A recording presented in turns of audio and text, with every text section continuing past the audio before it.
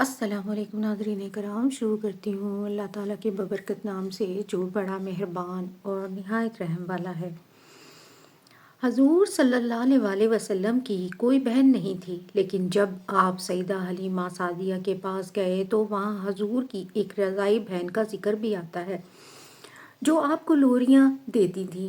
ان کا نام سیدہ شیمہ تھا۔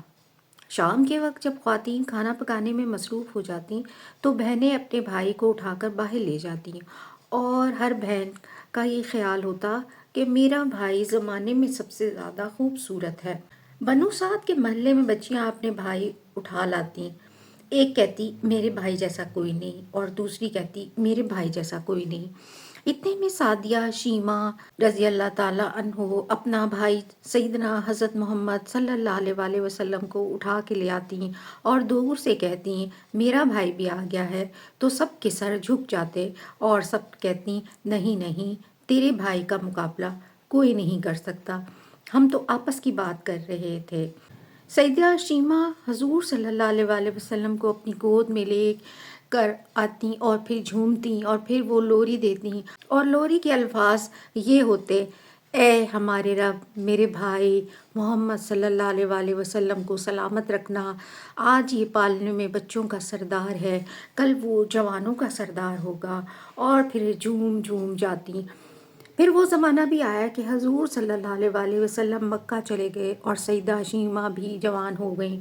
ان کی شادی بھی کسی قبیلے میں ہو گئی۔ حضور صلی اللہ علیہ وسلم نے اعلان نبوت کیا، 13 سال کا وقت بھی گزر گیا اور آپ صلی اللہ علیہ وسلم مدینہ تشریف لے گئے۔ جب غزوات کا سلسلہ شروع ہوا تو جس قبیلے میں سیدہ شیمہ کی شادی ہوئی تھی، اس قبیلے کے ساتھ مسلمانوں کا ٹکراؤ ہو گیا۔ اللہ رب العزت نے مسلمانوں کو فتح دی تو اس قبیلے کے چند لوگ صحابہ کرام کے ہاتھوں گرفتار ہو کر قید کر دیے گئے۔ تب وہ لوگ اپنے قیدیوں کو چھڑانے کے لیے فدیہ جمع کرنے لگے۔ قبیلے کے سردار بھی گھر جا جا کر رقم جمع کر رہے تھے۔ چلتے چلتے وہ سیدہ شیمہ کے گھر پہنچ گئے جو کہ اپنی عمر کا ایک خاص حصہ گزار چکی تھی۔ کہنے لگے کہ اتنا حصہ آپ کا بھی آتا ہے؟ سیدہ شیمہ نے کہا کہ حصہ کس لیے؟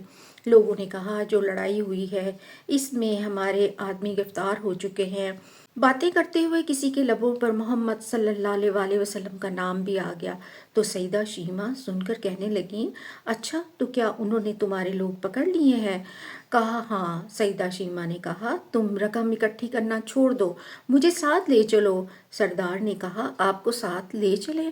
سیدہ شیمہ کہنے لگی ہاں، تم نہیں جانتے وہ میرا بھائی لگتا ہے۔ قبیلے کے سردار کے ساتھ جب سیدہ شیمہ حضور صلی اللہ علیہ وسلم کے نوری خیموں کی طرف جا رہی تھیں اور صحابہ کرام ننگی تلواروں سے پہرا دے رہے تھے، وہ مدنی دور تھا۔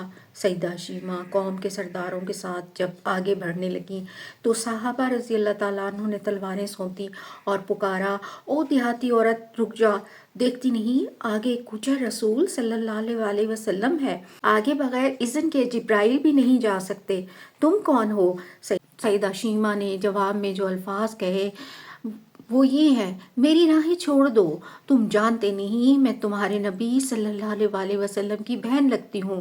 تلواریں جھک گئیں، آنکھوں پر پلکوں کی چنبنیں آ گئیں، راستہ چھوڑ دیا گیا۔ سیدہ شیمہ حضور صلی اللہ علیہ وسلم کے خیمہ نوری میں داخل ہو گئی تو حضور صلی اللہ علیہ وسلم نے دیکھا اور پہچان گئے، فوراً اٹھ کھڑے ہوئے، فرمایا بہن کیسے آنا ہوا؟ کہا آپ صلی اللہ علیہ وسلم کے لوگوں نے ہمارے کچھ لوگ پکڑ لیے ہیں، ان کو چھڑانے آئی ہوں۔ حضور صلی اللہ علیہ وسلم نے فرمایا بہن تم نے زحمت گوارا کیوں کی؟ پیغام بھیج دیتی، میں چھوڑ دیتا، لیکن تم آ گئیں، اچھا ہوا ملاقات ہو گئی۔ پھر حضور صلی اللہ علیہ وسلم نے قیدیوں کو چھڑانے کا اعلان کیا۔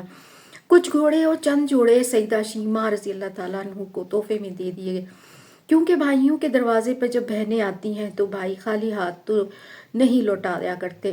حضور صلی اللہ علیہ وسلم نے بھی بہت کچھ عطا کیا۔ رخصت کرنے خیمے سے باہر تشریف لے آئے تو صحابہ کرام رضی اللہ تعالیٰ عنہ کی جماعت منتظر تھی۔ فرمایا اے صحابہ، آپ جانتے ہیں کہ جب بھی میں قیدی چھوڑا کرتا ہوں تو میری عادت ہوتی ہے کہ آپ سے مشاورت کرتا ہوں، لیکن آج ایسا موقع آیا کہ میں نے آپ سے مشاورت نہیں کی۔ اور قیدی بھی چھوڑ دیے۔ صحابہ رضی اللہ تعالیٰ عنہ نے عرض کیا کہ حضور صلی اللہ علیہ وآلہ وسلم مشاورت کیوں نہیں کی؟ ارشاد فرمایا آج میرے دروازے پر میری بہن آئی تھی، سبحان اللہ صلی اللہ علیہ وآلہ وسلم۔